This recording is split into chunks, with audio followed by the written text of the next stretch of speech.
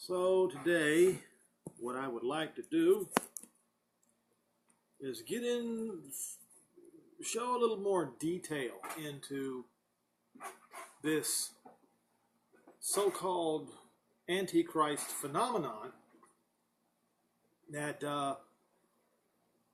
is starting to spread out throughout some of the Protestants. And pardon me.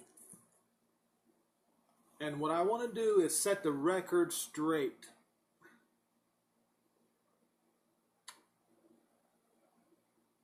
It begins with 1 John chapter 2.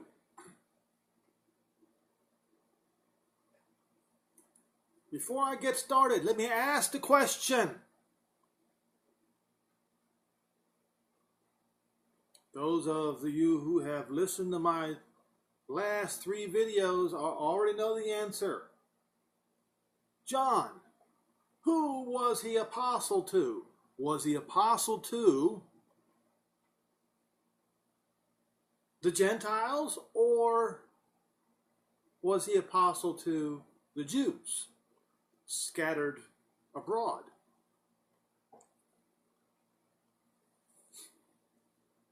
Well,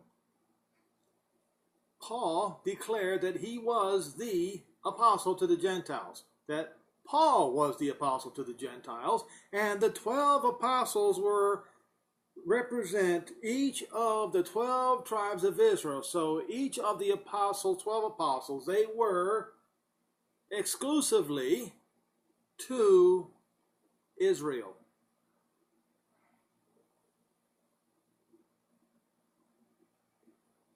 It is here we find context.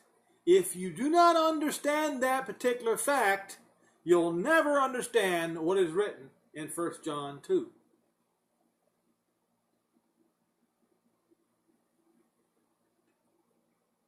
Verse 18. Actually, I'll start in verse, let's see here.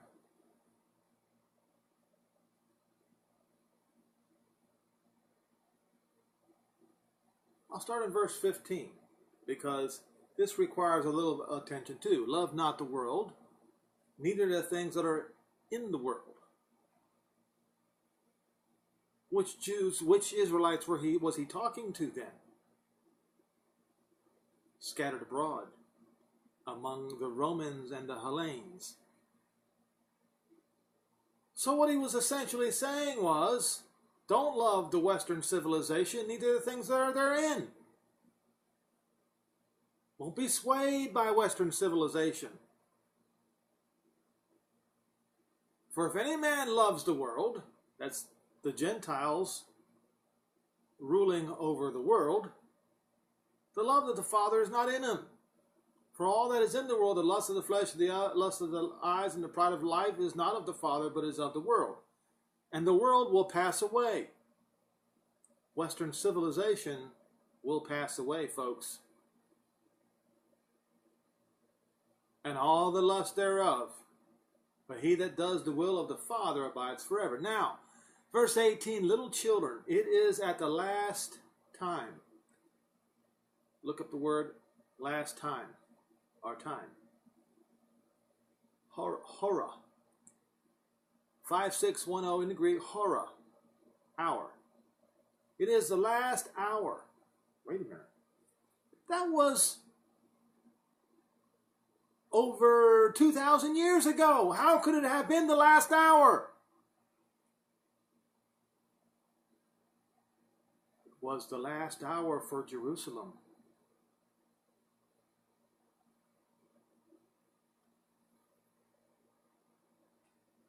Nobody ever thinks about that. Nobody ever provides context using that understanding for the next subject matter. Because that last hour, as I keep telling people, as many as I possibly can, the anti-Messiah, I'm not going to say the Antichrist, because the Gentiles view Israel's Messiah as Antichrist. They do. I will provide proof. I will provide some more proof over what I've already provided here in just a few minutes. Little children, this is the last hour for Jerusalem. As you have heard that anti-Messiah shall come. Who is anti-Messiah? He's the one who sits on Caesar's throne. So when he said anti-Messiah shall come, he was talking about Nero sending Vespasian and Titus to destroy Jerusalem. And what happened? After Nero died, Vespasian became Caesar, and then Vespasian died and Titus became Caesar. Anti-Messiah, Caesar. And the one who sits on Caesar's imperial seat. And that today is at the Vatican. Go look it up.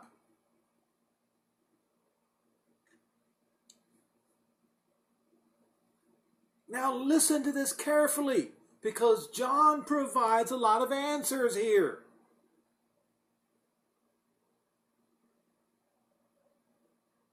Even now, there are already many anti-Messiah. What? Paul talked about this.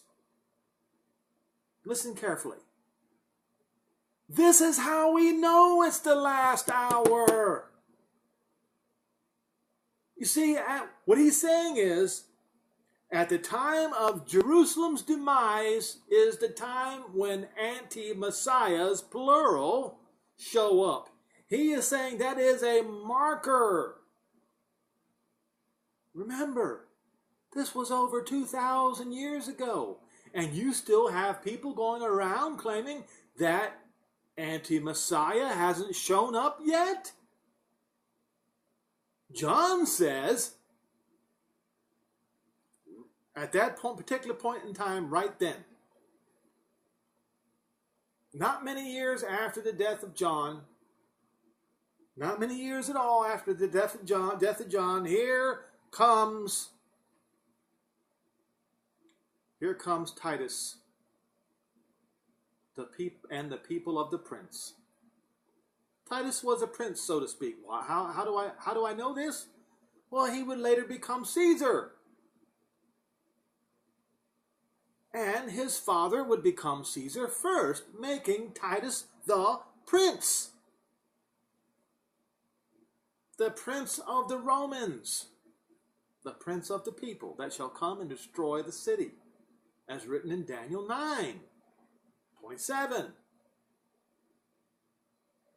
Now listen to this. Okay, so the multiple ones, the multiple anti-messiahs that he's talking about, says, whereby you know this is the last time, verse 19, they went out from us. Oh, they were once a part of the true congregation, but they left. Why? You want to know? You want me to explain this to you? You see, John kept up what was also going on in the Gentile church. Now, Paul was killed before John died. Paul was pointing these things out. He was telling people, he was telling the Corinthians what they were doing was wrong. I will try to finish this up here. I will have to go back to it. It says, they went out from us, but they were not of us. Because if they had been of us, they would no doubt have continued with us. Who was he talking about? Paul was talking to the people who John was talking about. And Paul accused them. Who did he accuse? The Corinthians and the Galatians. I'll continue.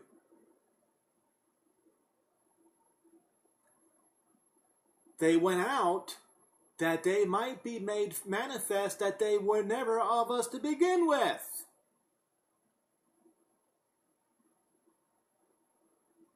Wow, that's a statement coming from John. But you have an unction. You have an anointing from the Holy One. And you know all these things. I have not written unto you because you do not know the truth. He says he's written to them because they do know the truth. And no lie is of the truth. Now that's very, very important, folks, to understand. You cannot mix a lie with the truth and make it right. A lie is a lie and the truth is a truth.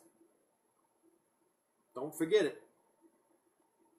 Now it says, who is the liar but he that denies? This is a perfect example. Translators, what have they done? They replaced Yehoshua with Jesus. And they replaced Messiah with Christos. This is a classic example of the lie. And I will get to that in a minute. He is anti-Messiah that denies the Father and the Son. I will get to that as well. Whosoever denies the Son, the same has not the Father. But he acknowledges the Son also has the Father. Now, I will stop right here. And I will go to this article, and I hope I do not forget to go to Corinthians. 1 Corinthians 10, verse 21. But I will go to this article. It's called www.jesus8880.com. And so, you got to understand that whoever's writing this does not understand the gravity of what he's saying. But I'm going to show you the gravity of what this man is saying, man or woman, I don't know who it was. Okay.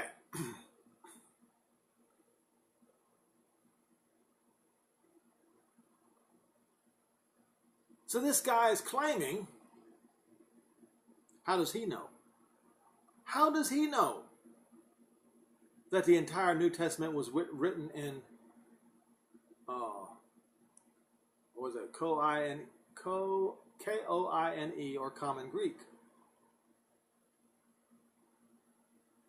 It's not true. It was written in Aramaic, the oldest form of Hebrew. It was written in Aramaic. What they did, whoever did it, was translated it from Aramaic to Greek. Now, I'll make sure everybody understands at first, because the language that Yeshua and the disciples spoke to each other was Aramaic. That is indisputable. Therefore, the entire New Testament was written in Aramaic. And the language that Paul spoke was Aramaic, but Paul also could speak Greek.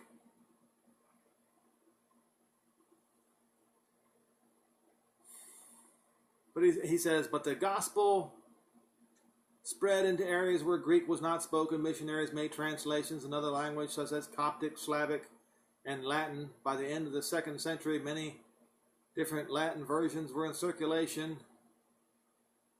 In 382, Jerome translated a standardized Latin Bible called the Vulgate, or Common Bible. The Latin Bible transliterated the Greek name of Jesus by bringing across all the Greek sounds in his name. Now, why did this guy say the name of Jesus? No, they transliterated the Hebrew name Yehoshua. I'll continue, and you will see where the inconsistencies are with this man's writing, and it culminates into the last. Let me see. Wait a minute. Did I get off on the wrong track here? Oh, I went down too far. That's where the trouble is.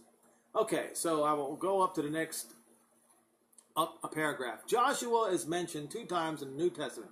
Acts 7, verse 45, and Hebrews 4, verse 8. In both places, the Greek text spells his name, Joshua's name. That's the Joshua that flattened Jericho. Okay? So the Greek text spells his name as Ihsous, the same as Jesus. The original Hebrew translation of the name Yehoshua, Yeho meaning Jehovah, and Shua means saves, is alluded to in the following gospel passage where an angel said, when the angel of Jehovah tells Joseph what to name his future son. You are to name him, and this guy says you are to name him Iesous because he will save his people from their sins. Now, that's in Matthew 1 verse 21. Now here's the problem. As we will soon find out, Iesous does not mean Jehovah is salvation. It doesn't. And any name that does not mean Jehovah is salvation is not the name. Anyone who denies the Son also denies the Father. Why? Because the name of the Father must be inside the name of the Son. That's why. We just read it. John was talking about it in 1 John 2. So,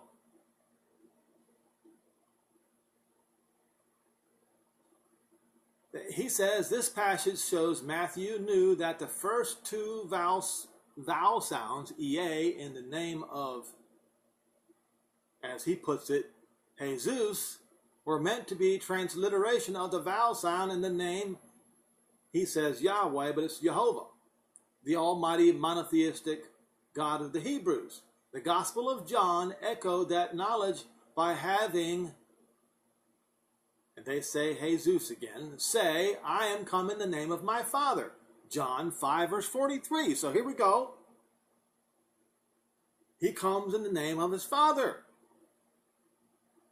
Literally. His name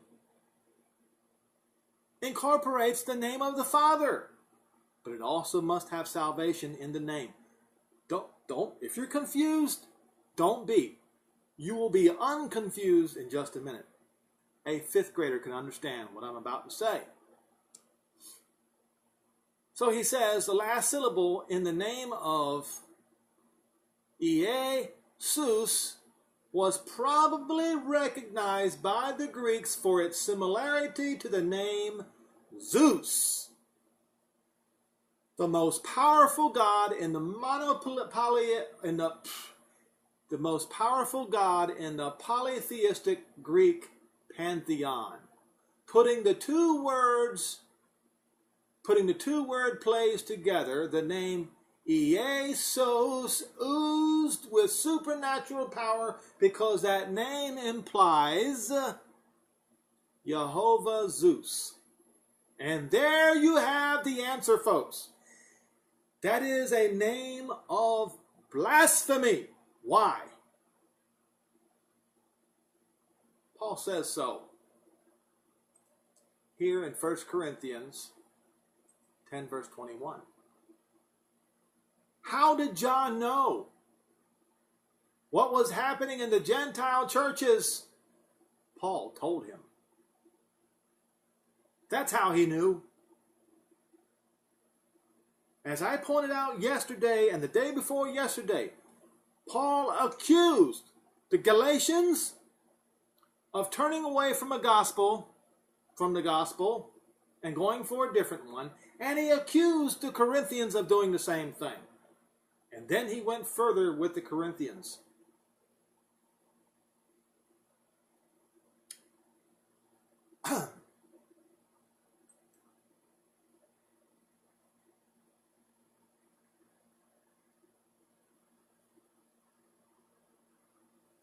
We'll start in verse 14.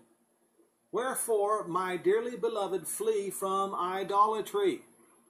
I speak as to wise men. Judge you what I say. The cup of blessing which we bless, is it not the communion of the blood of Messiah, not Christos, Messiah? The bread of which we break, is it not the communion of the body of Messiah? For we, being many, are one bread and one body, and we are all partakers of the same one bread. Behold, Israel acteth flesh. Are they not, which they who eat of the sacrifice, partakers of the altar? What am I saying? Why does he mention an idol in his next thought? Because the Corinthians were mixing idolatry and the Messiah's religion together. That's why. What am I saying? That the idol is anything? Or that which is offered in sacrifice to idols is anything? But I tell you, the things which the Gentiles sacrifice, they sacrifice to demons, to devils, and not to Jehovah. And I would not that you should have fellowship with devils. Why was he saying this to the Corinthians? He was saying it to the Corinthians because they were combining the name of Jehovah with Zeus. Zeus is the devil.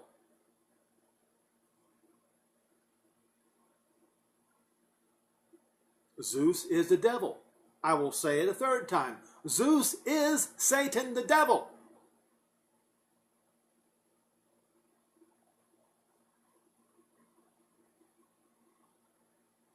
He says, I would not that you should have fellowship with devils. You cannot drink of the cup of Jehovah and the cup of devils. You cannot be partakers of the Messiah's table and the table of devils. Do we provoke Jehovah to jealousy? Are we greater than he? So you see, if they weren't doing it, if they weren't changing his name, Yehoshua's name, into another name already in Paul's days, Paul would never have to mention this. That is why John said what he said in 1 John 2. Where he said in verse 22, who is a liar but he who denies that Yehoshua is the Messiah. He is anti-Messiah that denies the Father and the Son. How do they deny the Father? By making Yehoshua's name Jesus. Because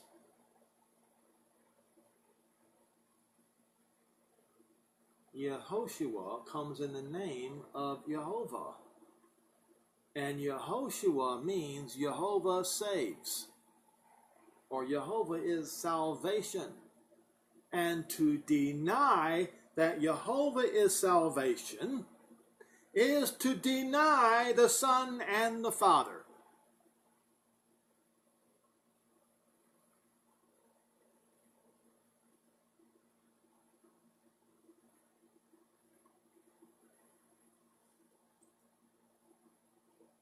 So,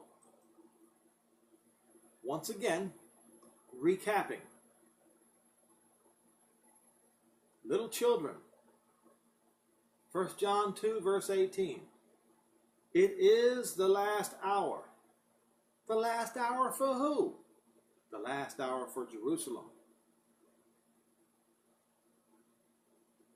As you heard, that anti-Messiah shall come, the man who sits on the imperial seat of the Caesars.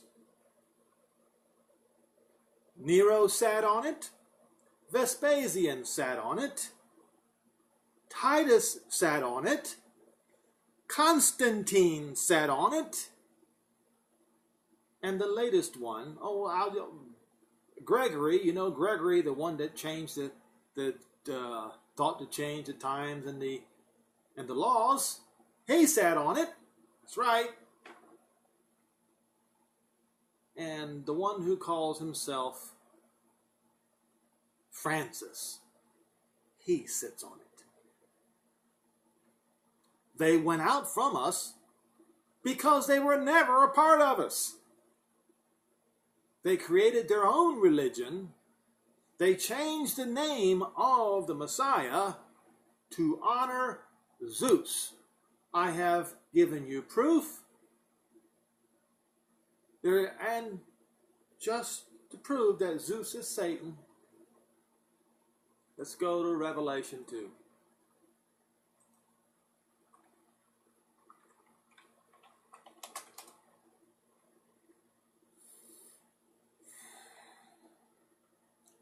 Verse 12, message to the church in Pergamos.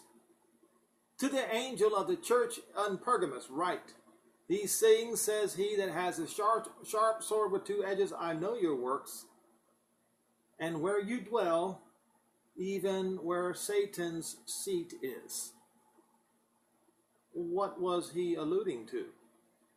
What was the one throne?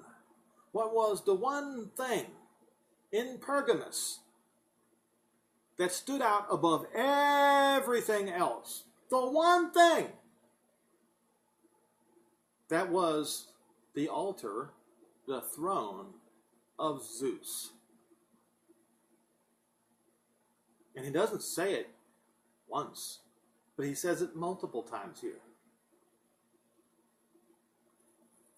I know your works and where you dwell, even where Satan's seat is, and you hold fast my name and have not denied my faith, even in those days wherein Antipas was my faithful martyr, who was slain among you. Where was he slain? At Zeus's altar, at Zeus's throne. Go look it up in your history books. You will find Antipas was burned alive at Zeus's altar. Zeus's throne. So Zeus is Satan. So if you say, hey Zeus, or Jesus, instead of Yehoshua, you are not only denying the Son, you are denying the Father when you try to say that name, Jesus or Jesus, instead of Yehoshua.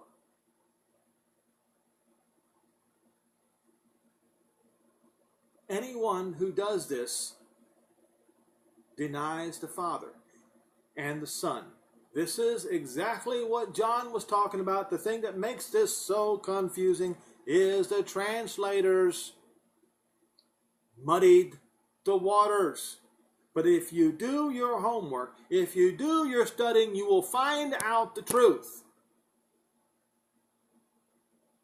The name of Yehoshua cannot be changed. Ever. Why? Because there's only one name under heaven by which any man can be saved. And that name does not have the name of Zeus in it, because Zeus is Satan.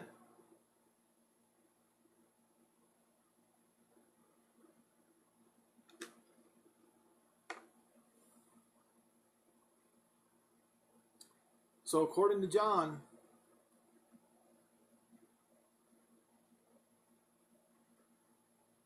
these people who went that direction were never a part of us. Were never a part of the true church, the true congregation. Are you also going to be one of those who never were a part of the true congregation? You want to be accepted by your friends?